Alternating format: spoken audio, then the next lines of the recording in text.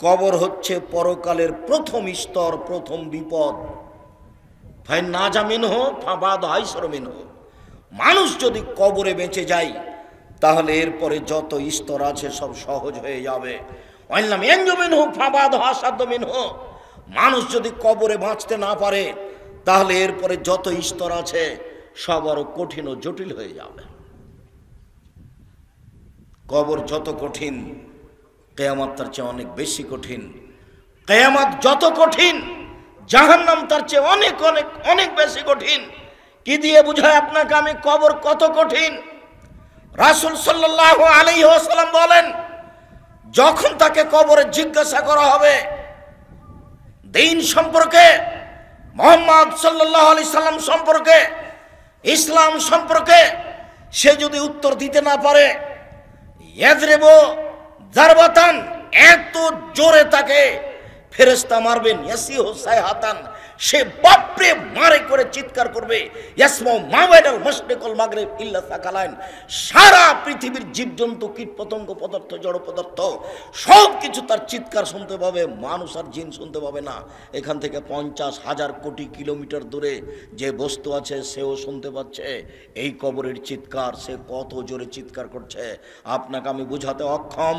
মুহাম্মদ সাল্লাল্লাহু আলাইহি সাল্লাম বলেছেন, যে মারে সে চোখে দেখে না, যে মারে সে কানে শুনে না, যে মারে সে ফেরেশতা, তার রং বিভিন্ন ধরনের, কালো নীল, ভিন্ন ধরনের রং, চোখে দেখে না, কানে শুনে না, কোথায় মারছে আর চিৎকার যে করছে ও শুনতে পায় না, যার কারণে তার মারার গতির পরিবর্তন হয় না। মারে যে সে পুলিশ নয়, মারে যে সে মানুষ নয়, সে খায় না, পেশাব করে না, তার সংসার নাই, তার বিবাহ শাদী নেই, তিনি হচ্ছেন ফেরেশতা। প্রথম বাড়িও যেমন শেষ বাড়িও তেমন, এইভাবে তাকে মারতে থাকবে বিচারের দিন পর্যন্ত। রাসূল সাল্লাল্লাহু আলাইহি সাল্লাম বলেন, যে লাঠি দিয়ে মারা হয়, যে হাতুড় দিয়ে মারা হয়, সেই হাতুড় যদি পাহাড়ের উপরে মারা হয় তাহলে ফায়াসির তোরাব, সেটা পাথর হয়ে যাবে, ধুলা হয়ে যাবে, একবারে খান খান হয়ে। পাহাড়ের উপরে মারা হলে পাহাড় ধুলা হয়ে যাবে। যেই হাতুড় দিয়ে মারা হয় সেই হাতুড়টা যদি পাহাড়কে মারা হয় তাহলে পাহাড় ধুলা হয়ে যাবে। মুহাম্মদ সাল্লাল্লাহু আলাইহি সাল্লাম এইভাবে বলেন। কি দিয়ে বুঝায় আপনাকে আমি কবর কত কঠিন? এখানে চিৎকার করছে, তার কণ্ঠ, তার শব্দ শুনতে পাচ্ছে 50,000 কোটি কিলোমিটার দূরে। যে মানুষ, যে জীবজন্তু আছে, জিন আর মানুষ ব্যতীত যেই পদার্থ, জড় পদার্থ আছে, সে শুনতে পাচ্ছে কবরের শাস্তি, শুনতে পাচ্ছে গিলাসটা, কবরের শাস্তি শুনতে পাচ্ছে বক্সটা, কবরের শাস্তি শুনতে পাচ্ছে বাল্বটা, কবরের শাস্তি শুনতে পাচ্ছে এই মাইক, সব কিছু শুনতে পাচ্ছে কবরের চিৎকার। কিন্তু মানুষ এবং জিন শুনতে পায় না। শুনতে পারলে সে বাঁচত না। আপনাকে আমি বুঝাতে পারি কবর কি জিনিস। রাসূল সাল্লাল্লাহু আলাইহি সাল্লাম দিন রাত কবরের শাস্তি থেকে বাঁচতে চাইতেন। যখনই তিনি জানাজায় দাঁড়াতেন তখনও লোকটার জন্য কবরের শাস্তি থেকে আল্লাহর কাছে বাঁচতে চাইছেন, আল্লাহ তুমি তাকে কবরের শাস্তি থেকে বাঁচাও। সম্মানিত দিনী ভাই বোন, বাড়ির পিছন দিকে যে 2 হাত 2.5 হাত গর্ত করে কবর করা হয়েছে, তার নাম কবর নয়। সেটাই যদি কবর হতো তাহলে যাকে বাঘে খেয়ে নিল তার কবর কোথায়? কবরস্থানে 2-2.5 হাত যে কবর করা হয় সেটাই কবর নয়। সেটাই যদি কবর হতো তাহলে যে আগুনে জ্বলে ছাই হয়ে গেল তার কবর কোথায়? সেটাই যদি কবর হতো তাহলে যে পানিতে ডুবে হারিয়ে গেল তার কবর কোথায়? মরার পর থেকে নিয়ে বিচারের দিন পর্যন্ত একটা দীর্ঘ সময়ের নাম কবর, যাকে বলা হয় আলামে বারজাক। এই দীর্ঘ সময়ের নাম কবর। এটা কোনো জায়গা, কোনো স্থান নয়। সম্মানিত দিনী ভাই বোন, এই দীর্ঘ সময়ের ভালোটা হলো ভালো, খারাপটা হলো খারাপ। মানুষটা যদি ভালো হয়, মরার পরে ফেরেশতা যখন জিজ্ঞাসা করবেন তখন যদি তার উত্তর ঠিক হয় তাহলে ফেরেশতা বলবেন, নামকা নাওমাতিল আরুসে লাইকুদুইলা আবালিহি, তুমি ঘুমিয়ে যাও বাসর রাতের ঘুমানোর মতো, যাকে কেউ জাগাবে না তার অতীব প্রিয় মানুষ ছাড়া। তুমি ঘুমিয়ে যাও বাসর রাতের ঘুমানোর মতো, যাকে কেউ জাগাবে না অতীব প্রিয় মানুষ ছাড়া যখনই তাকে ঘুমাবে, ঘুম থেকে জাগাবে, তখনই সে একটু কষ্টবোধ মনে করে বলবে, এখনই তো মাত্র ঘুমালাম, কেমন হয়ে গেল, এখনই তো ঘুমালাম, কেন আমাকে এভাবে উঠানো হলো, তার এইরকম একটা পরিবেশ থাকবে। অথচ সেই লোকটা কবরে ঘুমিয়ে আছে 4000 বছর থেকে, 10,000 বছর থেকে। তার মানে ভালো মানুষের কবরে থাকার সময়সীমা হলো বাসর রাতের সমান। তা 2 ঘন্টা হতে পারে, 2.5 ঘন্টা হতে পারে, 3 ঘন্টা হতে পারে। এটা হলো ভালো মানুষের কবরের সময়সীমা। আর যারা খারাপ মানুষ তারা তো আপনাকে আর আমি কি দিয়ে বুঝাই। কবরের শাস্তিকে স্বপ্নের মতো বলা যেতে পারে। আপনি পাশে বসে আছেন, আপনার ভাই শুয়ে আছে, ঘুমিয়ে আছে, গোখরা সাপ তাকে দংশন করছে, সে বাপরে মারে করে চিৎকার করে পালিয়ে যাচ্ছে ঘুমের ঘরে। এরপরে তার ঘুম ভেঙে গেল, ঘুম ভাঙতে দেখতে পাচ্ছে গমা সাপ কত বড় ছিল, রং কেমন ছিল, কিভাবে কে দংশন করছে, সে সব কিছু এখন অক্ষরে অক্ষরে বলে দিতে পারবে ঘুম থেকে উঠে। কিন্তু যে পাশে বসে আছে সে কিছুই দেখতে পায় না। বুঝাতে পারিনি কথা মনে হয়। এরকম হলো কবরের শাস্তি। আপনি কবর খনন করে সাপ দেখবেন এ কথা ঠিক নয়। ওই যে একটা কাগজে লেখা ছিল যে জনৈকে ইমাম সৌদি আরব থেকে ইমামতি করার পরে মসজিদ থেকে বের হয়ে একটা কবর খনন করে দেখলেন যে একটা লাশকে সাপ পেঁচিয়ে ধরে আছে। তারপরে বলে দিলেন যে এইটা ফটোকপি করে যে যত বিতরণ করতে পারবে সে তত ভালো। একেবারে নগদ মিথ্যা কথা। কবরের শাস্তি মানুষ দেখা তো বহু দূরের কথা, শুনতে সক্ষম নয়। কবরের শাস্তি দেখা তো বহু দূরের কথা, মানুষ শুনতে সক্ষম নয়। অতএব কবরের শাস্তিকে আপনার রেকর্ডিং করে বা একটা রূপক পরিকল্পনা করে সাজিয়ে মানুষকে দেখানো হারাম। এটা মানুষের পক্ষে সহজ সম্ভব নয়। কবরের শাস্তি, কবর যত কঠিন কিয়ামত তার চেয়ে অনেক বেশি কঠিন। কিয়ামত যত কঠিন জাহান্নাম তার চেয়ে অনেক অনেক অনেক বেশি কঠিন। কি দিয়ে বুঝায় আপনাকে আমি জাহান্নাম কত কঠিন, কিয়ামত।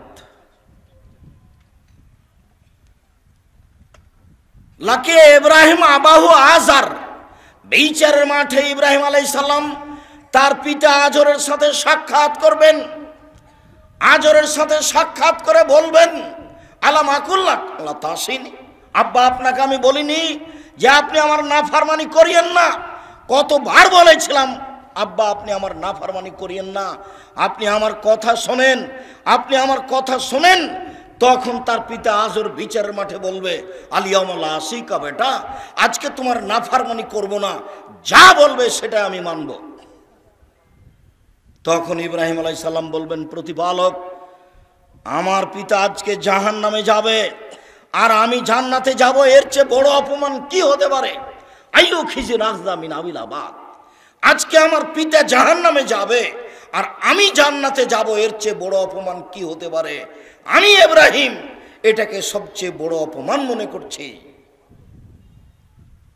তখন আল্লাহ তাআলা বলবেন, ইব্রাহিম শুনে রেখো, তোমার পিতা আমার নবীকে মানেনি, তোমার পিতা আমার নবী ইব্রাহিমকে মানেনি। অতএব আজকে তোমার কথা রক্ষা হবে না। তোমার পিতার চেহারা আকৃতি পরিবর্তন করে দেওয়া হলো, সাপের আকৃতি করে দেওয়া হলো। ইব্রাহিম আলাইহিস সালাম সে তার নিজের পিতাকে হাদিয়ে ধরে জাহান্নামে নিক্ষেপ করবেন। যদিও অপরিচিত শব্দ ব্যবহার করা হয়েছে যে তার পিতাকে সাপে পরিণত করা হবে, তারপর তার পা ধরে, সাপের পা ধরে জাহান্নামে নিক্ষেপ করা হবে। বাস্তবত ইব্রাহিম আলাইহিস সালাম নিজেই করবেন। যখন তার পিতার আকৃতি পরিবর্তন হয়ে যাবে তখন তিনি নিজে ধরে তাকে জাহান্নামে নিক্ষেপ করবেন। বিচারের মাঠে আল্লাহ তাআলা বলবেন, এই বাচ্চা, ওই ছেলেটা ওভাবে হাঁটছে কেন? ও তো আরো মানুষ তার দিকে দেখলে তো আমার কথা বুঝতে পারবে না। দয়া করে কোনো কাজ দেখায়েন না, কিছুক্ষণ অপেক্ষা করেন। আমি আব্দুল্লাহ বিন ফজল নই যে ভোর পর্যন্ত বক্তব্য দিব। আমি অত কোরআন হাদিস জানি না, সারা রাত বক্তব্য করি না। আপনি দয়া করে নিজের কোনো কাজ দেখাবেন না। আমি আপনার জন্য এসেছি কষ্ট করে। মহিলা মানুষ, আপনাকে বলছি ঢং ঢং করে এসেছেন, ঢং ঢং করে গল্প করতে করতে যায়েন না। আপনার একটা লজ্জাবোধ থাকা দরকার, আপনার একটা ইতস্তবোধ থাকা দরকার, একটা আপনার হায়াবোধ থাকা দরকার। আপনি মহিলা মানুষ, আপনার একটু শরম হয় না কেন? আপনার একটু হায়া হয় না কেন? এত গল্প করেন কেন? ঢং ঢং করে গল্প করতে করতে আসলেন, আবার চলে যাচ্ছেন। আপনি বুঝতে পারেন না যে আমি মহিলা মানুষ, আমার একটা লজ্জার ব্যাপার আছে, আমার একটা শরমের ব্যাপার আছে। জাহান্নাম মহিলা দিয়ে ভরা, দিন রাত শুনছেন, হুঁশ হয় না? জাহান্নাম বলতে নারীকে বুঝায়, জাহান্নাম বলতে নারীকে বুঝায়। এ কথা আমরা তো বলিনি, এ কথা মুহাম্মদ সাল্লাল্লাহু আলাইহি ওয়াসাল্লাম বলছেন।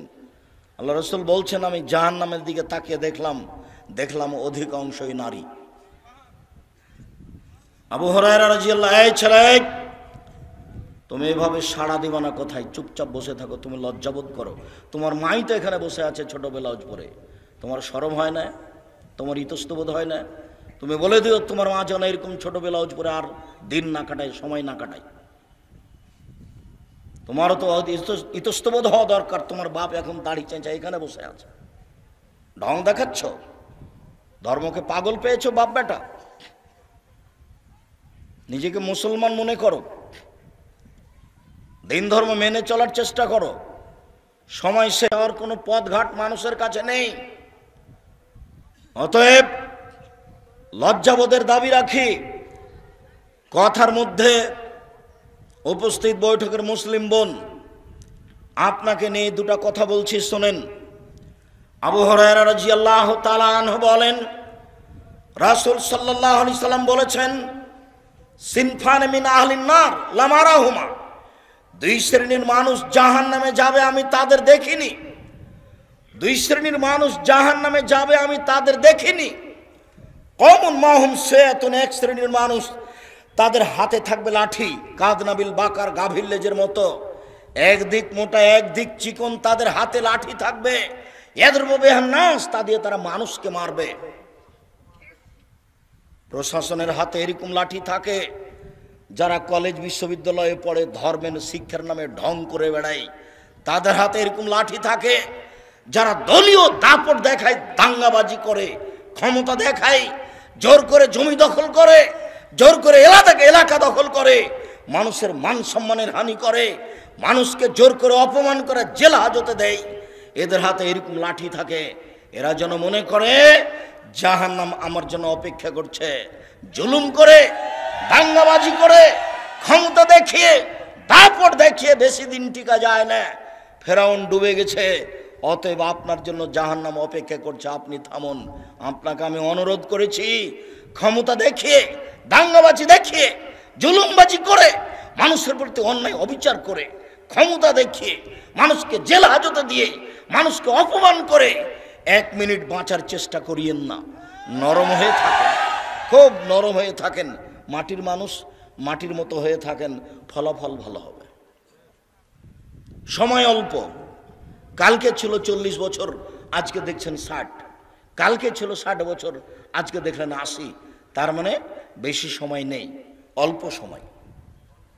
আদম সন্তানকে, অন্তত মুহাম্মদ সাল্লাল্লাহু আলাইহি সাল্লামের উম্মতকে বেশি সময় দেওয়া হয়নি।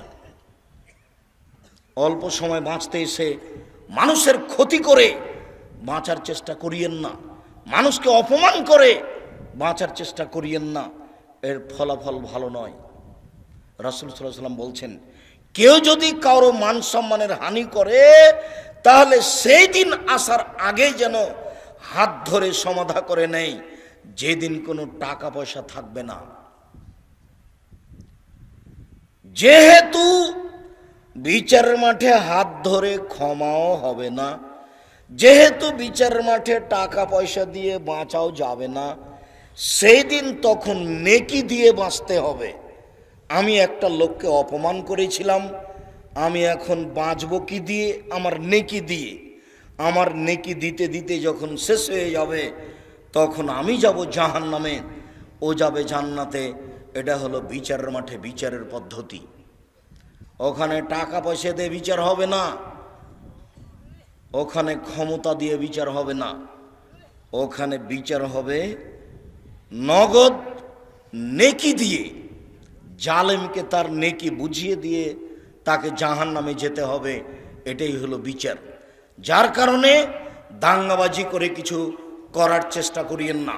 পৃথিবীর মানুষ শুনে রেখো, দুই শ্রেণীর মানুষ জাহান্নামে যাবে, আমি তাদের দেখিনি। এক শ্রেণীর মানুষের হাতে থাকবে লাঠি গাভীর লেজের মতো, একদিক মোটা একদিক চিকন, তারা মানুষকে এই লাঠি দিয়ে মারবে, ওরা জাহান্নামে যাবে। দুই, নিসাউন, মহিলা, কাছে এতন কাপড় পরে থাকবে আর এতন উলঙ্গ। তোমার মা ছোট ব্লাউজ পরে এখন বসে আছে, বলো এটা কি? যার হাত দেখা যায়, পেট দেখা যায়। আমি শাড়ি হারাম পোশাক বলিনি, শাড়ি পরা যায়। আমি বলেছি ভালো হবে সালোয়ার কামিজ মেক্সি চাদর পরেন। শাড়ি যদি পরেন তাহলে 2 ছাড়ের ব্লাউজ পরতে হবে, যার হাত হবে কবজি পর্যন্ত, নিচের দিক কোমরের নিচে চলে যাবে, 1.5 গজ কাপড়ের ব্লাউজ করতে হবে। আর শাড়ি পরলে পা মোজা পরতে হবে। বাইরে বের হলে শাড়ি পরে পা মোজা না পরে যদি অটোতে উঠে তাহলে হাঁটু পর্যন্ত পা খুলে যাবে। এই পোশাক পরে তোমার মা বাইরে যেতে পারে না। আর এটা হচ্ছে পল্লী অঞ্চল, সারা গ্রামের সবাই নাকি চাচা, সবাই নাকি ভাই, সবাই নাকি বাপ, সবাই সবার সাথে কথা বলছেন নির্দ্বিধায়। অবাক মনে করছেন যে আপনি এরকম করছেন যার জন্য পৃথিবীর সবাই করছে, এরকম কথা ঠিক নয়। আপনি বগুড়া জামিলে যান, এক শ্রেণীর মানুষ আছে, এক শ্রেণীর পরিবার আছে, ওদের পরিবারের ওদের মহিলাদের কাপড় পুরুষ দেখে না। যদি পুরুষ দেখে নেয় তাহলে সেই কাপড় তারা আর পরবে না, তাকে আগুন দিয়ে জ্বালিয়ে দেবে। আপনার স্ত্রী আপনার মেয়ে নগ্ন হয়ে চলছে, যার কারণে আপনি বলছেন পৃথিবীতে সবাই এরকম।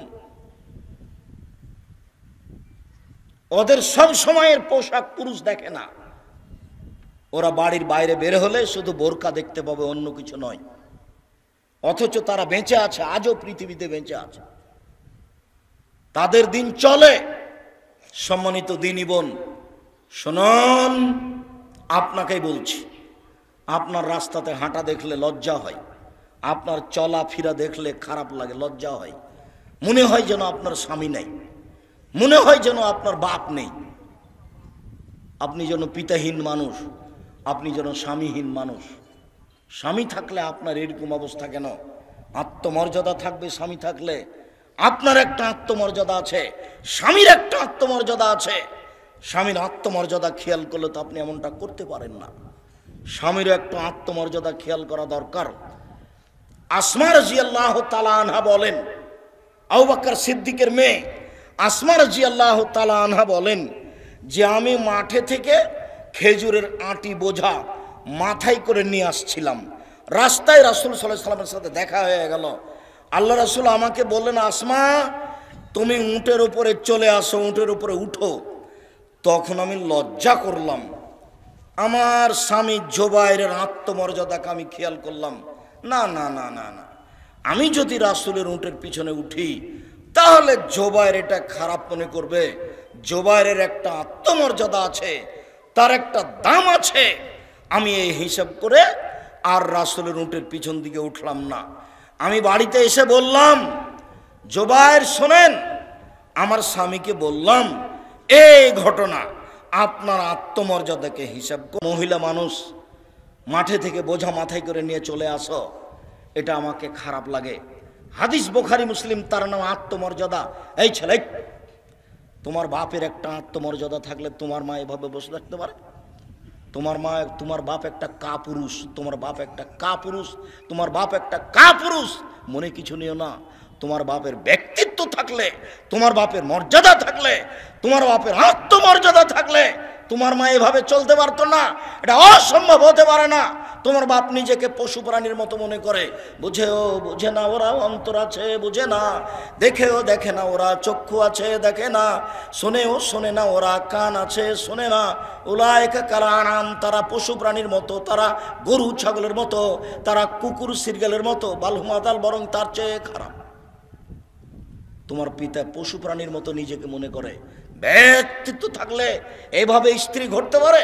যেইভাবে চোখ ঘুরে বউ সেভাবে ঘুরে, চোখ যেভাবে ঘুরে বউ সেভাবে চলে, তার নাম ক্ষমতা, তার নাম ব্যক্তিত্ব, তার নাম আত্মমর্যাদা।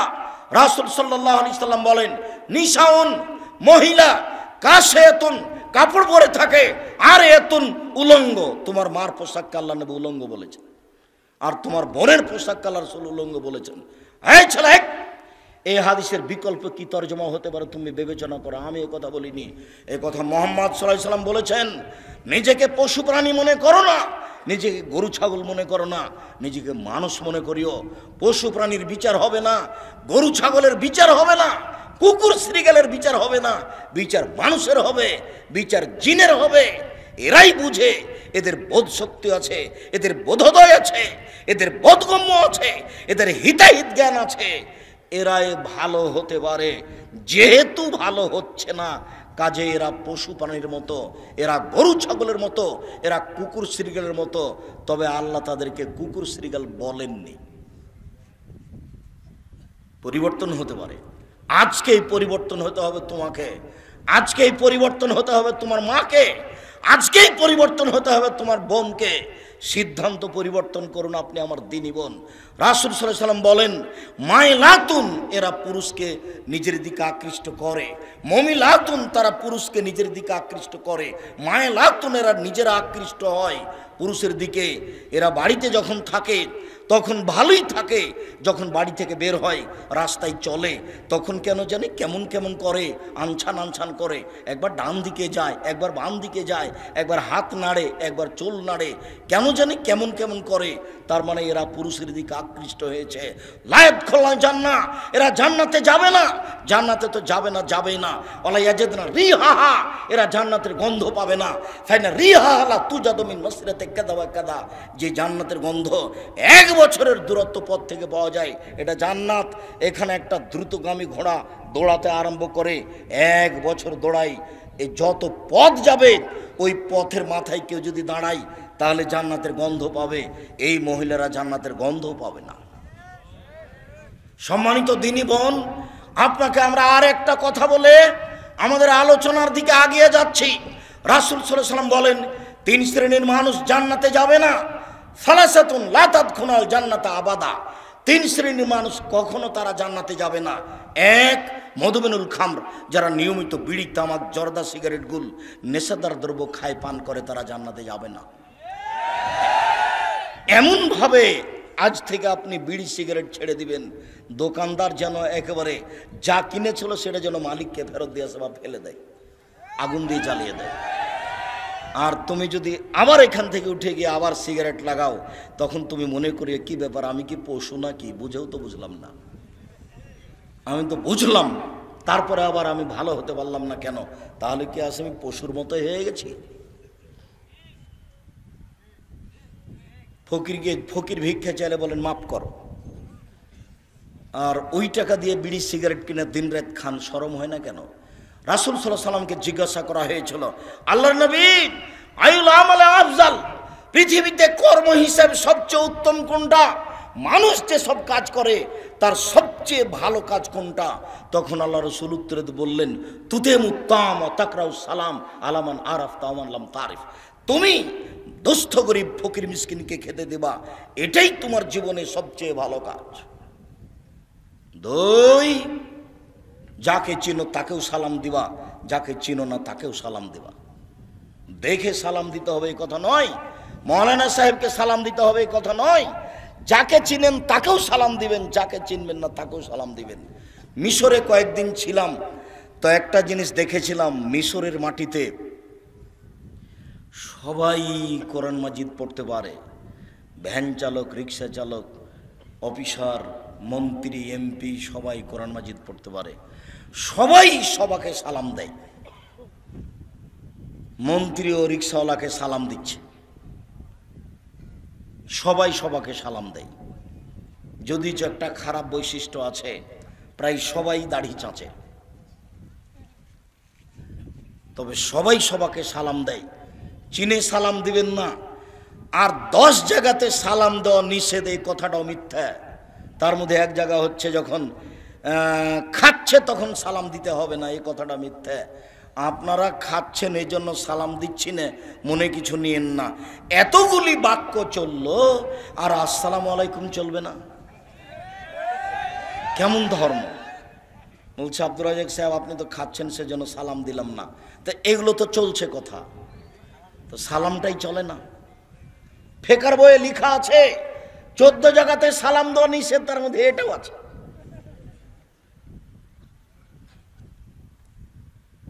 পাবনা যাচ্ছি তো এক লোক অজু করছে, আমি সালাম দিয়েছি, তা আমাকে বলছে অজু করার সময়তে সালাম দেওয়া যায় না। তো আমি বলছি যে কোথায় আছে? আছে। কোথায় আছে? আছে। তারপর অনেক কথা, আল্লাহ মাফ করো, অজু করার সময়তে সালাম দেওয়া যায় না, এ কোন কথা? রাসূল সাল্লাল্লাহু আলাইহি সাল্লাম বলছেন যাকে চিনো তাকেও সালাম দিবা, যাকে চিনো না তাকেও সালাম দিবা। মোবাইলের রিং হচ্ছে, অন করে দিয়ে আপনি সালাম দেন। হিন্দু হোক, মুসলমান হোক, বৌদ্ধ হোক, খ্রিস্টান হোক, সে যেই হোক না কেন, ডোম হোক, চামার হোক, হাঁড়ি হোক, সে যেই হোক না কেন, মুচি হোক, মেথর হোক, আপনি তাকে সালাম দিবেন।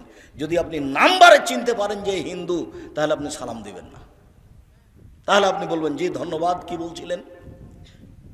যদি আপনি চিনতে না পারেন, সে যেই হোক, পশু প্রাণী, গরু ছাগল, যে আপনার সাথে কথা বলছে, আপনি তাকে সালাম দিবেন। রাসূল সাল্লাল্লাহু আলাইহি সাল্লাম বলছেন তুমি যাকে চিনো তাকেও সালাম দিবা, যাকে চিনো না তাকেও সালাম দিবা। হাদিস তো বুখারী মুসলিম। এটা আপনি কি বুঝলেন? মোবাইলের নাম্বার দেখে আপনি চিনতে পারছেন না, অতএব আপনাকে আর বিবেচনা করতে হবে না।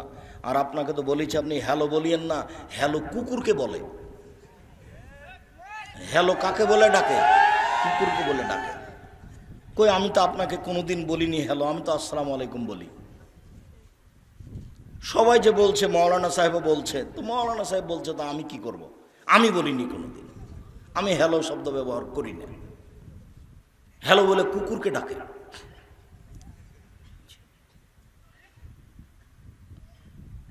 আপনি যদি অন করেন তাহলে এটা দিয়ে করবেন।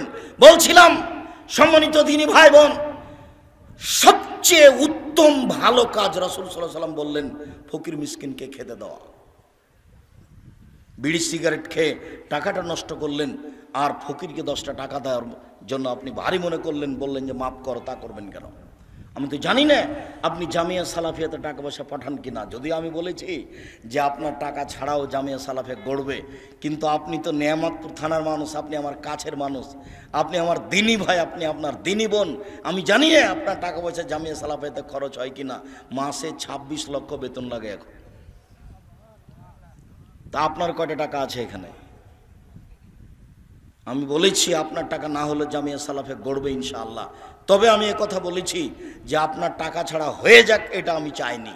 পতিতালয়ের মহিলা যদি কুকুরকে পানি পান করে জান্নাত পেতে পারে, পতিতালয়ের মহিলা যদি কুকুরকে পানি পান করে জান্নাত পেতে পারে, তাহলে জামিয়া সালাফে 10টা টাকা দান করে জান্নাত হবে ইনশাআল্লাহ। আপনাকে আমি জামিয়া সালাফের মুখপত্র পত্রিকা মাসিক আল ইতিসাম পত্রিকা পড়তে বলেছি। 10 জন মুফতি আছে, একাধিক জন লোক আছে, কর্মচারী আছে, লক্ষ লক্ষ টাকা তার পিছনে খরচ হয়। আর আপনি 20, 25, 30 টাকা খরচ করেন না। কৃপণতা আমাকে দেখিয়ে আপনি মনে করিয়েন না যে আব্দুর রাজ্জাক সাহেবকে ঠগিয়ে দিয়েছি, এটা আপনি মনে করিয়েন না। আমি জীবন বাজি রেখে প্রাণপণে চেষ্টা চালিয়ে যাচ্ছি সঠিক ধর্ম জাতির সামনে পেশ করা, মুখে কলমে মিডিয়ায়। আপনি মূল্যায়ন না করলে আমার কিছু করার নেই। আপনাকে আমি বলেছি কোরআন মাজিদের গায়ে ভাবে লেখা আছে। আপনাকে আমি বলেছি বইয়ের নাম মুকসেদুল মুমিনিন, তার একটা হেডলাইন আছে যে অবিবাহিত ছেলে মেয়ের পড়া নিষেধ, যে দেখে সেই পড়ে, যে দেখে সেই পড়ে। তার মানে হেডলাইনটাই মিথ্যে, হেডলাইনই ঠিক হয়নি। এই ছেলে, এই বই পরিবর্তন করতে হবে, লেখকের জন্য ক্ষমা চাইতে হবে। শোনো, এই হেডলাইনের পরে লেখা আছে যা আল্লাহর হস্তে একটা সত্য কথা নয়, আর সব সরাসরি কোরআন মাজিদের বিরোধী। হেডলাইনের পরে লেখা আছে ভরা পেটে স্ত্রী মিলন হলে ছেলে ভ্যাংচা হয়, সফরের পূর্বে স্ত্রী মিলন হলে ছেলে টেরা হয়, চন্দ্র সূর্য গ্রহণে ছেলে স্ত্রী মিলন হলে ছেলে কানা হয়। হুবাহু কোরআন মাজিদের বিপরীত লেখা আছে কলমে। যার জন্য কলমের দাম আছে। মাসিক আল ইতিসাম পত্রিকাকে আপনাকে মূল্যায়ন করতে হবে। বলছিলাম যখন ইব্রাহিম আলাইহিস সালামের সাক্ষাৎ হয়ে গেল বাপের সাথে, আজরের সাথে, ইব্রাহিম আলাইহিস সালাম বলেন আব্বা আপনাকে আমি বলেছিলাম আপনি আমার নাফরমানি করিয়েন না। তখন তার বাপ বলবে বেটা আজ তুমি যা বলবে তাই মেনে নিব। তখন ইব্রাহিম আলাইহিস সালাম বলবেন, আজ আমি জান্নাতে যাব, আমার বাপ জাহান্নামে যাবে, এর চেয়ে বড় অপমান কি হতে পারে? তখন আল্লাহ উত্তরে বলবেন, ইব্রাহিম শুনুন, আপনার পিতা আমার নবী ইব্রাহিমকে মানেনি, অতএব তার জাহান্নাম হবে, এটাই ঠিক। বাপ যদি ভুল পথে থাকে, বেটা বিচারের মাঠে তাকে রক্ষা করতে পারবে না। কিয়ামতের মাঠ বড় কঠিন, যেখানে ইব্রাহিম আলাইহিস সালাম কোনো কাজে আসবেন না। কিয়ামত যত কঠিন, জাহান্নাম তার চেয়ে অনেক অনেক অনেক বেশি কঠিন। কি দিয়ে বুঝায় আপনাকে আমি জাহান্নাম কত কঠিন? মহান আল্লাহ বলেন, ফাম্মা মান সাকালাত মাওয়াজিনুহু, বিচারের মাঠে, ফাম্মা মান খাফফাত মাওয়াজিনুহু, বিচারের মাঠে যার নেকির পাল্লা হালকা হয়ে যাবে, তার থাকার জায়গা হবে অতীব গহ্বর হাবিয়া। মুহাম্মদ সাল্লাল্লাহু আলাইহি ওয়াসাল্লাম, আপনি বলতে পারেন হাবিয়া কি জিনিস? হাবিয়া নামক জাহান্নামের পরিচয় আপনার জানা আছে? আল্লাহ বলবেন, আমি বলি, নারুন হামিয়া, তা হচ্ছে জ্বলন্ত উত্তপ্ত আগুন। জাহান্নাম বলতে উত্তপ্ত আগুনকে বলা হয়। মহান আল্লাহ বলেন, কাল্লা লা ইউমবাদান্না ফিল হুতামা ওমা আদরাকা মাল হুতামা, অবশ্যই তাকে চূর্ণ বিচূর্ণকারী হোতামা নামক জাহান্নামে নিক্ষেপ করা হবে। মুহাম্মদ সাল্লাল্লাহু আলাইহি সাল্লাম, আপনি কি বলতে পারেন চূর্ণ বিচূর্ণকারী হোতামা নামক জাহান্নাম কি? এই বাচ্চা, বসো, একটু ধৈর্যের পরিচয় দিবেন। ধৈর্যকে ঘোড়ার ডিম মনে করিয়েন না। ধৈর্য একটা শব্দ নয়, ধৈর্য একটা বাস্তবায়নের কিছু। ধৈর্য শব্দ নয়, ধৈর্য হচ্ছে বাস্তবায়নের কিছু। অতএব কথাকে মূল্যায়ন করবেন। আল্লাহ তাআলা বললেন, আমি বলি, চূর্ণ বিচূর্ণকারী হোতামা নামক জাহান্নামটি কি? নারুল্লাহিল মুকাদ্দা, তা হচ্ছে জ্বলন্ত উত্তপ্ত আগুন। আল্লাহ তাআলা জাহান্নামের পরিচয় দিচ্ছেন। জাহান্নাম বলতে জ্বলন্ত আগুনকে বলা হয়। মহান আল্লাহ বলেন, সাউসলিহে সাকার, অচিরে আমি তাকে সাকার নামক জাহান্নামে নিক্ষেপ করব। ওমা আদরাকা মা সাকার, মুহাম্মদ সাল্লাল্লাহু আলাইহি ওয়াসাল্লাম বলতে পারেন সাকার নামক জাহান্নামটি কি? আল্লাহ বলছেন, লা তুবকি ওয়ালা তাদার, সাকার এমন একটি জাহান্নাম যে মানুষকে ছাড়বেও না, যে মানুষকে মারবেও না, তার নাম জাহান্নাম। এই কথাটা আল্লাহ তাআলা অন্য জায়গাতে বলেন, লা ইয়ামুতু ফিহা ওয়ালা ইয়াহইয়া, মানুষ জাহান্নামে মরবেও না, মানুষ জাহান্নামে বাঁচবেও না।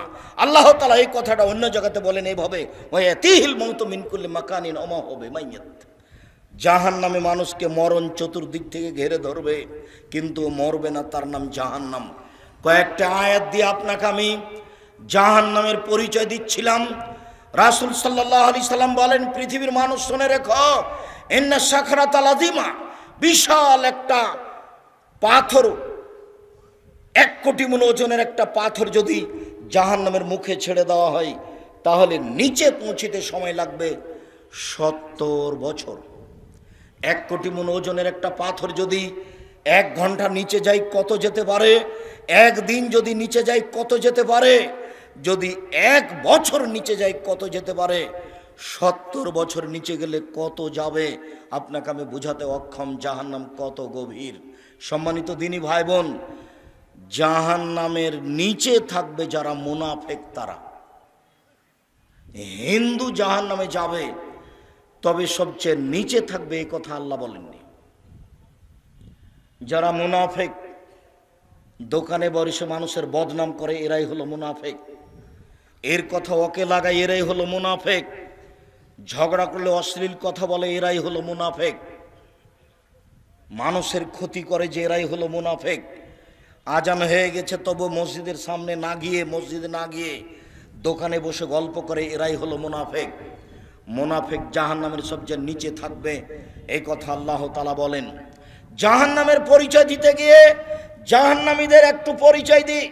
রাসূল সাল্লাল্লাহু আলাইহি সাল্লাম বলেন, একজন জাহান্নামীর গায়ের চামড়া হবে 42 হাত মোটা। রাসূল সাল্লাল্লাহু আলাইহি সাল্লাম বলেন, একজন জাহান্নামীর দাঁত হবে উহুদ পাহাড়ের সমান। উহুদ পাহাড় 4 কিলোমিটার প্রশস্ত, 8 কিলোমিটার লম্বা। নিচে কত আছে তা মানুষ জানে না। রাসূল সাল্লাল্লাহু আলাইহি সাল্লাম বলেন, একজন জাহান্নামের উরু রান হবে বাইজা পাহাড়ের সমান, যার দৈর্ঘ্য হচ্ছে 39 কিলোমিটার লম্বা। সম্মানিত দিনী ভাই বোন, রাসূল সাল্লাল্লাহু আলাইহি সাল্লাম জাহান্নামীদের পরিচয় দিতে গিয়ে বললেন, একজন জাহান্নামীর বসার জায়গা হবে মক্কা থেকে মদিনা 450 কিলোমিটার পথ। একটা লোকের বসার জায়গা যদি 450 কিলোমিটার হয়, একটা লোকের গায়ের চামড়া যদি 42 হাত মোটা হয়, একটা লোকের দাঁত যদি উহুদ পাহাড়ের সমান হয়, একটা লোকের উরু রান যদি বাইজা পাহাড়ের সমান হয়, একটা লোকের ডান কাঁধ থেকে বাম কাঁধের ব্যবধান যদি একটা দ্রুতগামী ঘোড়ার 3 দিন 3 রাতের পথ হয়, তাহলে লোকটা কত বড়। পৃথিবীর শুরু থেকে শেষ পর্যন্ত যত মানুষ এসেছে, যত মানুষ আছে, যত মানুষ আসবে, তার শতকরা 1999 জন লোক জাহান্নামে যাবে। একজন যদি এত বড় হয়, তাহলে হাজারে এত গেলে জাহান্নাম কত বড় আপনাকে আমি কি দিয়ে বুঝাই। জাহান্নাম কি জিনিস রাসূল সাল্লাল্লাহু আলাইহি সাল্লাম বলেন, যত মানুষ এসেছে, যত মানুষ আছে, যত মানুষ আসবে, যত জিন এসেছে, যত আছে, যত আসবে, সব যদি একসাথে জাহান্নামের দরজা দিয়ে ঢোকে, তাহলে ঢুকতে অসুবিধা হবে না। তার নাম জাহান্নাম। মানুষকে শাস্তি দেওয়ার জন্য আল্লাহ এই ব্যবস্থা করেছেন। জাহান্নামকে বিচারের মাঠে টেনে নিয়ে যাওয়া হবে। জাহান্নাম কথা বলতে পারে। যখন জাহান্নামে মানুষকে নিক্ষেপ করা হবে, যতবার নিক্ষেপ করা হবে ততবার জাহান্নাম বলবে, আর কি কিছু আছে, আর কি কিছু আছে। তখন আল্লাহ তাআলা তার পাকে জাহান্নামে ঢুকিয়ে দিবেন। তখন জাহান্নাম এনজাবি বাজেলা বাজিন, তার কিছু অংশের মধ্যে লেগে একেবারে আঁটোসাঁটো হয়ে যাবে। আঁটোসাঁটো হয়ে গিয়ে জাহান্নাম বলবে, কাত কাত কাত, যথেষ্ট যথেষ্ট যথেষ্ট। তাহলে জাহান্নাম কথা বলতে পারে। এ দেখেন জাহান্নাম কথা বলছে। ফাস্তাকাতিন নারাইলা রাব্বিহা, জাহান্নাম তার প্রতিপালকের কাছে অভিযোগ করলো। অভিযোগ করে বলল, ইয়াকুল বাজি বাজান, আল্লাহ আমার কিছু অংশকে ধরে খায়। এইদিকের আগুন ঝাপটা মেরে এইদিকের আগুনকে ধরে খায়, এইদিকের আগুন ঝাপটা মেরে এদিকের আগুনকে ধরে খায়। তার মানে আল্লাহ তুমি আমার ভেতরের শাস্তিকে একটু হালকা করবে কি? ফাওয়াজান আল্লাহ বে নাফসাইন, তখন 2টা শ্বাসের অনুমতি দিয়ে তার ভিতরের শাস্তি হালকা করা হলো। আল্লাহ বললেন, ঠিক আছে জাহান্নাম, আমি তোমার কথা মেনে নিলাম। তুমি একবার শ্বাস ছাড়বে ঠান্ডা এলাকা থেকে, তাহলে পৃথিবী 6 মাস ঠান্ডা থাকবে। তুমি একবার শ্বাস ছাড়বে গরম এলাকা থেকে, তাহলে পৃথিবী 6 মাস গরম থাকবে। অন্যথায় তুমি একবার শ্বাস ছাড়বে, তাহলে পৃথিবী 6 মাস গরম থাকবে। আর একবার শ্বাস গ্রহণ করবে, তাহলে পৃথিবী 6 মাস ঠান্ডা থাকবে। এর নাম জাহান্নাম। আপনি হালকা মনে করিয়েন না। কবর যত কঠিন, কিয়ামত তার চেয়ে অনেক বেশি কঠিন। কিয়ামত যত কঠিন, জাহান্নাম তার চেয়ে অনেক অনেক অনেক বেশি কঠিন। জাহান্নামের খড়ি হবে মানুষ ও পাথর। জাহান্নামে কোনো কয়লা থাকবে না, জাহান্নামে কোনো খড়ি থাকবে না। মানুষ নিজেই খড়ি, জিন ইনসান নিজেই খড়ি, এই কথা আল্লাহ তাআলা বলছেন। সম্মানিত দিনী ভাই বোন, জাহান্নামীদেরকে পিছন দিকে হাত বেঁধে নিয়ে যাওয়া হবে। আল্লাহ তাআলা বলেন, খুজুহু ফাগুল্লুহু সুমাল জাহিমা সাল্লুহু, এদের ধরো, এদের শিকলবন্দি করো, এদের টেনে হেঁচড়ে জাহান্নামে নিয়ে যাও। তাহলে কি বিচারের মাঠে পালিয়ে যাবে? কেন তাদের হাত বাঁধা হবে? অপমান করার জন্য তাদেরকে হাত বাঁধা হবে। গায়েবান্ধা পলাশবাড়ি মুজিবুর বিএসসি বলেছিলেন, জনাব আমি এমনিতেই জেলে চলে যাব, আমার যেন হাত কড়া না দেওয়া হয়। তার মানে হাতে হাত কড়া দিলে এটা একটা অপমানের ব্যাপার। ইন্দিরা গান্ধীর হাতে হাত কড়া দেওয়া থাকবে, সেদিন কেউ ঠেকাতে পারবে না। ফেরাউনের হাতে হাত কড়া দেওয়া থাকবে। যত লোক পাপী, দাঙ্গাবাজি, স্বেচ্ছাচারী, স্বৈরাচারী, দাম্ভিক, অহংকারী, মানুষকে অপমান করে জেল হাজতে দেয় জোর করে, এদের সবার হাত পিছন দিকে বাঁধা থাকবে। কোনো মায়ের বেটা সেখানে দাঁড়াতে পারবে না কথা বলার মতো। পৃথিবীর কোনো মানুষ পারবে না, ফেরেশতা পারবে না, জিন পারবে না।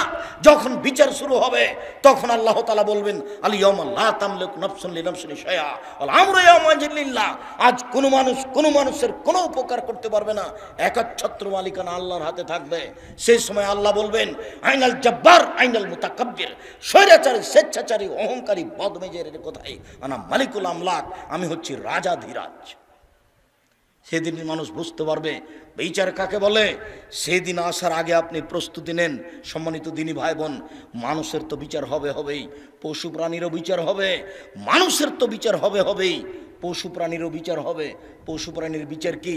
একটা শিংওয়ালা ছাগল যদি একটা অশিংওয়ালা ছাগলকে গুতা মেরে থাকে, তাহলে আল্লাহ অশিংওয়ালা ছাগলকে শিং দিয়ে বলবেন যে তুমি গুতা মেরে পরিশোধ করে নাও, বা শেষ, তারপরে তারা মিটে যাবে। কিন্তু মানুষের এরকম হবে না। মানুষ দিয়ে জাহান্নামকে পূর্ণ করা হবে, মানুষ দিয়ে জান্নাতকে পূর্ণ করা হবে। বাকি যেটুকু থেকে যাবে আল্লাহ তাআলা পা ঢুকিয়ে দিয়ে পূর্ণ করবে জাহান্নামকে। আর জান্নাত যেটুকু বাকি থেকে যাবে সেটুকু আল্লাহ আবার মানুষ সৃষ্টি করে জান্নাত পূর্ণ করবেন। সম্মানিত দিনী ভাই বোন, জাহান্নামের উল্লেখযোগ্য শাস্তি হচ্ছে আগুন, জাহান্নামের উল্লেখযোগ্য শাস্তি হচ্ছে জাক্কুম গাছ, জাহান্নামের উল্লেখযোগ্য শাস্তি হচ্ছে সাপ, জাহান্নামের উল্লেখযোগ্য শাস্তি হচ্ছে বিচ্ছু, জাহান্নামের উল্লেখযোগ্য শাস্তি হচ্ছে হাতুড়, হাম্বল এ দিয়ে পিটানো হবে। জাহান্নাম থেকে বাঁচার জন্য চেষ্টা করুন। এই ছেলে, জাহান্নাম থেকে বাঁচার জন্য সব সময় সালাম ফেরার পূর্বে বলবেন রব্বানা আতেনা ফিদ দুনিয়া হাসানাতাও ওয়া ফিল আখিরাতি হাসানাতাও ওয়া কিনা আযাবান নার। জাহান্নাম থেকে বাঁচার জন্য আপনি বলবেন আল্লাহুম্মা ইন্নী আউযু বিকা মিন আযাবি জাহান্নাম ওয়া আউযু বিকা মিন আযাবিল কবর ওয়া আউযু বিকা মিন ফিতনাতিল মাসিহিদ দাজ্জাল ওয়া আউযু বিকা মিন ফিতনাতিল মাহইয়া ওয়াল মামাত। জাহান্নাম থেকে বাঁচার জন্য ঘুমানোর সময় বলবেন আল্লাহুম্মা কিনি আযাবাক ইয়াওমা তাবাসু ইবাদাক।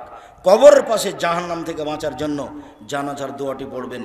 সম্মানিত দিনী ভাই বোন, সমস্ত দিনী ভাই বোনকে জাহান্নামের ব্যাপারে সতর্ক থেকে জাহান্নাম থেকে বাঁচার অনুরোধ জানিয়ে, ঠিকমতো ইবাদত করার অনুরোধ জানিয়ে আজকের আলোচনা এখানে শেষ করতে যাচ্ছি। আমাদের অনেক বই পুস্তক আছে, বিশেষভাবে ডান দিকে আছে স্টল, বিশেষভাবে আপনাদের জন্য বই নিয়ে আসা হয়েছে। সেটা হচ্ছে মাসিকা লিতে সম্পত্রিকা। আর ওই সলাতের উপরে বইটা আছে, নামাজের উপরে পোশাক আছে। আর আমার দিনী বোনেরা অনেক এসেছেন, আপনাদের জন্য বই আছে আদর্শ পরিবার। আমার দিনী বোনেরা আপনাদের জন্য বই আছে কেন এই নির্যাতন কি তার প্রতিকার। আমার দিনী বোনেরা আপনাদের জন্য বই আছে সম অধিকার নয় মর্যাদা চাই। আপনাদের জন্য বই আছে মমূর্ষ হতে কবর পর্যন্ত। সব বইগুলি স্টেজ থেকে সংগ্রহ করার জন্য আমরা অনুরোধ জানাচ্ছি। ও ক্যালেন্ডার আছে, সকাল সন্ধ্যা যে দোয়াগুলো পড়তে হয়, তাদের মাথার চুল খোপা বাঁধা অবস্থায় কি অজুতে মাথা মাসা করতে পারবে, সমস্যা নেই। চুলের উপর দিয়ে নিয়ে যাবে, আবার উপর দিয়ে ফিরিয়ে নিয়ে আসবে। সলাত আরম্ভ করলে খোপা খুলে দেওয়া ভালো হবে। মাগরিবের আজানের আগ মুহূর্তে মসজিদে ঢুকে কি তাহিয়াতুল মসজিদের সলাত আদায় করতে হবে? যে কোনো সময়ে সূর্য ডুবুক উঠুক মাথার উপরে থাক, যে কোনো সময় মসজিদে ঢুকলে 2 রাকাত সলাত আদায় করতে হবে, তারপরে বসা। এইটা অনুমতি। আল্লাহর ঘর তো, আমি তো আর বলতে পারছি না সরাসরি যে আমি কি বসবো, এটা তো আর আমি বলতে পারছি না। তো এটাই অনুমতি যে আপনার ঘরে যে আমি বসতে চাচ্ছি, তখন উনি রাসূলের মাধ্যমে কথা বলেছেন যে 2 রাকাত সলাত আদায় করে বসো। তাই মসজিদে 2 রাকাত সলাত আদায়ের জন্য সময় নেই, যখনই ঢুকবেন তখনই 2 রাকাত সলাত আদায় করে বসবেন। আসসালামু আলাইকুম। শেখ, আমাদের গ্রামে একটি অক্তিয়া মসজিদ আছে, যার 100 ফিট পূর্বে ও 50 ফিট দক্ষিণে কবর আছে। তবে মসজিদের জায়গাটি কবরস্থানের হওয়ায় এর পরিবর্তে জমি কবরস্থানের নামে কিনে দেওয়া হয়েছে। আচ্ছা, ভালো, তবে ও প্রাচীর দিয়ে ঘিরে দিতে হবে কবরকে। কবর এবং মসজিদকে পৃথক একটা প্রাচীর দিয়ে পৃথক করতে হবে। শুক্রবারে যদি কোনো ব্যক্তি মারা যায় তাহলে কবরের আযাব হবে কি? 4 শ্রেণীর মানুষের কবরের শাস্তি হবে না। 1, রাতে সূরা মুলক পড়ে যে, দাঁড়ানো অবস্থায় চলা অবস্থায়, কথাটা শুনে রাখেন, সূরা মুলক রাতে পড়াতে অভ্যাসী যে, তার কবরের শাস্তি হবে না। 2, জুমার দিন মারা যায় যে, তার কবরের শাস্তি হবে না। 3, পেট ব্যথায় মারা যায় যে, তার কবরের শাস্তি হবে না। 4 শহীদ হয় যে, তার কবরের শাস্তি হবে না। উপদেশ বইও আছে, কে বড় লাভবান বইও আছে। বইগুলো না নিয়ে মনে করিয়েন না যে আব্দুর রাজ্জাক সাহেবের ঠগিয়ে দিয়েছি, এটা মনে করিয়েন না। আমি আপনার জন্যই লিখেছি। আর ওই ভুল ত্রুটিপূর্ণ বইগুলিকে সংশোধন করার জন্য অনুরোধ জানিয়েছি। বইয়ের প্রথমে লেখা আছে কোনো জাল জয়ীফ হাদিস এই বইয়ে নেই, কোনো কেসা কাহিনী নেই, এভাবে লেখা আছে বইয়ে। মুখে যা বলছি কলমে তাও করছি। জাতির ক্ষতি করে, ধর্মের নামে জাতির ক্ষতি করে পরকাল হারাতে রাজি নই। অতএব বক্তব্য যেমন মূল্যায়ন করেন, কলম বই পুস্তক তেমন মূল্যায়ন করবেন বলে আমি আশাবাদী। মাসিক আলিতে সম্পত্রিকা বের করে অনেক কষ্ট করে, ব্যয়বহুল পয়সা খরচ করে আপনি মূল্যায়ন করবেন। কবরস্থানে গিয়ে কোনো ব্যক্তিকে হাত তুলে দোয়া করতে পারবে? জি, বুখারী মুসলিমের হাদিস, কবরস্থানে গিয়ে হাত তুলে দোয়া করতে হবে। হাত তুলে দোয়া করার বুখারীতে প্রায় 36টি হাদিস আছে। তবে নামাজের পরে, জানাজার পরে, সভা সমিতির পরে হাত তুলে দোয়া করলে তা বিদআত হবে। হাত তুলে দোয়া করা ব্যক্তিগত ব্যাপার, সমষ্টিগত ব্যাপার শুধু পানি চাইতে গিয়ে উল্টা হাতে মাঠে আর মসজিদে সোজা হাতে জুমার খুতবাই, এ হলো হাত তুলে দোয়া। কবরস্থানে গিয়ে হাত তুলে দোয়া করা সুন্নাত, ব্যক্তিগত ব্যাপার। ওসরের ধান বিক্রয় করে টাকা বিতরণ করা যাবে কি? জি না, যার ওসরের ধান তিনি করতে পাবেন না। জমা যেখানে দেওয়া হবে মাদ্রাসায়, তারা বিক্রি করবেন। ইনি যদি নিজেই বিক্রি করেন তাহলে এখনও তার ক্ষমতা আছে এই জিনিসের উপরে, অথচ এগুলো ফকিরের জিনিস, মিসকিনের জিনিস, ওনার কিসের ক্ষমতা? মুসল্লি যদি ইমামকে পছন্দ না করে তাহলে ইমামের পিছনে নামাজ হবে কি? ইমামের হবে না, মুসল্লির হবে। এখন জানি না তোমার তার সাথে সম্পর্ক দুর্বল কেন।